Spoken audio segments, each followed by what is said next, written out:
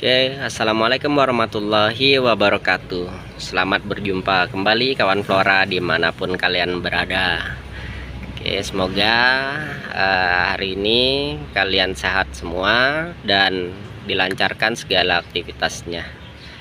Ya, kali ini karena kondisi hujan ya, jadi terbatas aktivitas kita, terutama kita yang beraktivitas di luar. Kali ini aku cuma mau atau bisa berbagi tentang ini aja kali ya, penggunaan teknik semi grounding ya di dalam pembuatan atau pemrograman bahan bonsai. Jadi seperti yang kita lihat di depan kita ada dua bahan yang sebenarnya ini seumuran seumuran dan ini baru pindah tanam. Jadi awalnya juga dia sama di dalam wadah ini dari tanaman Sakura Micro ya, atau dengan nama ilmiah Malpighiaea glabra. Untuk lebih detailnya nanti aku buatin videonya di lain kesempatan. Kali ini kita fokus ke pembahasannya adalah menggunakan bahan teknik semi grounding di dalam pemrograman bonsai. Untung ruginya atau plus minusnya atau kelebihan dan kekurangannya ada di mana, di sini akan kita bahas. Oke, jadi sebagai pengenalan pertama dulu, aku menggunakan bahan wadah bekas coklat ukuran 5 liter. Ini aku jadikan sebagai wadah untuk penanaman bahan bonsai Sakura Micro ini. Nah, kalau kita lihat atau mungkin kawan-kawan Flora sekalian menanyakan atau berpendapat, itu kan sama aja sama pot. Ya emang benar, sama aja sama pot. Kenapa dikatakan semi grounding? Jadi perbedaannya adalah dari jenis tanaman yang kita tanam.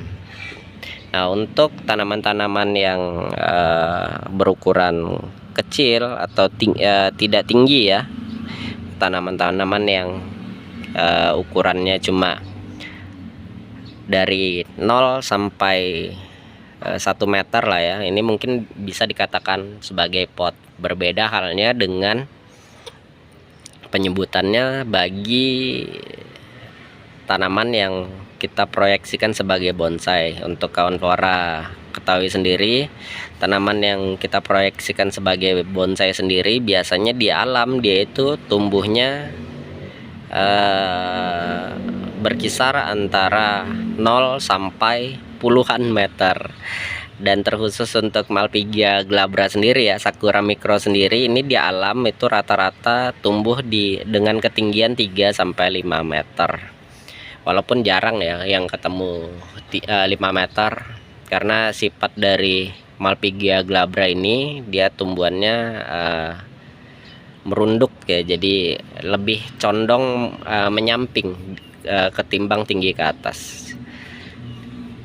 Jadi balik ke topik ya, balik ke pokok bahasan. Itu tadi pengenalan secara singkat. Nah, keunggulan dan kelemahan ya, keunggulan dan kelemahan dari penggunaan teknik semi grounding. Yang pertama adalah keunggulan terlebih dahulu ya. Untuk keunggulan teknik penanaman dengan sistem semi grounding sendiri adalah, satu, kita bisa menggunakan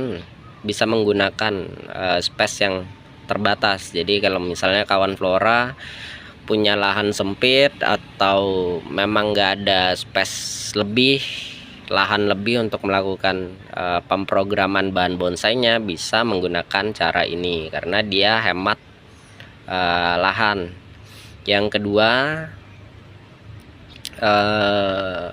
kelebihannya adalah kita bisa mengontrol gulma atau rumput yang tumbuh ya, itu bisa kita kendalikan, cuma tinggal kita cabut aja di dalam wadah, karena dia memang hanya di dalam wadah ya, terbatas.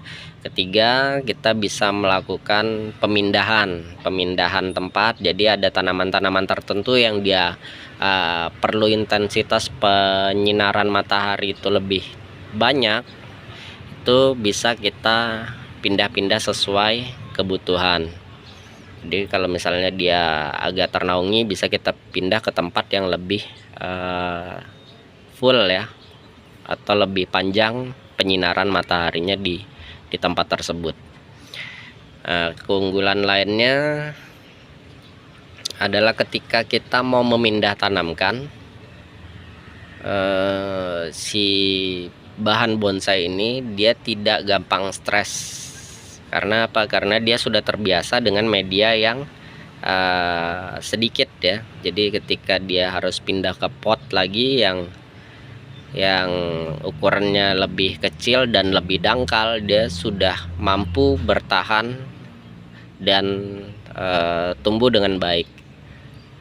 Terus keunggulannya yang lain adalah ketika kita melakukan penanaman di semi grounding, otomatis karena media terbatas, wadah terbatas, pertumbuhannya pun juga akan terbatas. Jadi yang tadinya daunnya besar otomatis akan mengecil, walaupun bertahap ya, tapi dia otomatis berbeda dengan ketika kita menanamnya di full grounding atau menanamnya di lahan.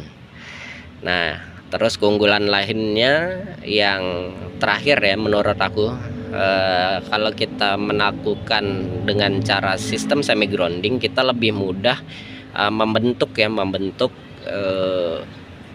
bonsai atau bahan bonsai yang kita punya. Jadi kita bisa melakukan tahapan lainnya selain penataan akar dan juga pemangkasan. Jadi kita bisa melakukan pengawatan sejak dari dia di wadah semi grounding ini ya, sampai nanti dia naik ke pot yang lebih kecil. Jadi untuk informasi juga, tanaman ini sendiri sudah berumur 1 tahun ya. Nah itu ukurannya hanya segitu. Berbeda kalau kita tanam di grounding full ground, itu otomatis dia ukurannya jauh lebih besar, mungkin ya 2-3 kali lipat mungkin. Karena aku belum pernah grounding ini, karena memang keterbatasan waktu, keterbatasan bahan juga ya, karena ini memang aku dapatkan dari sisa bahan aku yang terselamatkan. Jadi aku tanamnya di wadah-wadah semi grounding aja. Oke, untuk itu tadi adalah kelebihannya ya, kelebihan dari penggunaan sistem semi grounding. Nah, untuk kekurangannya sendiri itu juga ada. Kekurangannya adalah satu, media kita terbatas. Jadi karena media terbatas, otomatis pertumbuhan tanamannya pun juga terbatas. Berbeda kalau kita menanamnya langsung di ground, itu otomatis karena medianya luas ya, akar tanaman ini akan leluasa bergerak mencari nutrisi, mencari air di dalam tanah, dan itu otomatis juga akan mempercepat pembesaran si tanaman atau bahan bonsai yang kita program. Terus kelemahan yang lainnya adalah kita harus rutin melakukan penyiraman. Jadi penyiraman harus rutin karena media terbatas, otomatis kandungan air dalam wadah ini pun juga terbatas. Makanya kita harus rutin. Ketika kita lupa melakukan penyiraman, maka itu akan berpengaruh pada bahan yang kita tanam ya. Nah, untuk yang ini selanjutnya, kekurangan selanjutnya adalah untuk bahan-bahan bonsai yang mau kita program size yang lebih besar, ke size small atau medium atau ke size yang di atasnya lagi, itu memerlukan waktu yang cukup lama, lebih lama waktunya ketika kita melakukannya di media atau sistem semi grounding ketimbang kita melakukannya dengan cara full grounding. Oke, itu tadi informasi yang bisa aku bagikan ya kawan Flora terkait penggunaan sistem semi grounding ya. Jadi ada kelebihan, pasti juga ada kekurangan. Nah, bukan berarti kekurangannya ini membatasi kita dalam berbudidaya atau memprogram bahan bonsai. Ini bagi aku adalah salah satu alternatif bagi kita yang mungkin keterbatasan lahan, keterbatasan bahan, atau mungkin keterbatasan waktu, dimana kalau kita tanamnya full ground, mungkin kita ada aktivitas lain di siang hari, tidak mungkin kita akan melakukan pengecekan di lahan ground ya pada malam hari. Berbeda dengan yang memang betul-betul fokus untuk budidaya, jadi pasti banyak waktunya di siang hari. Nah, ini adalah solusi bagi teman-teman atau kawan Flora yang ingin melakukan budidaya bahan bonsai atau ingin sekedar menanam bahan bonsai. Oke, mungkin itu informasi yang bisa aku bagikan kali ini. Semoga dari apa yang aku sampaikan ada nilai manfaat yang bisa diambil oleh kawan Flora sekalian. Sebelum menutup video kali ini, aku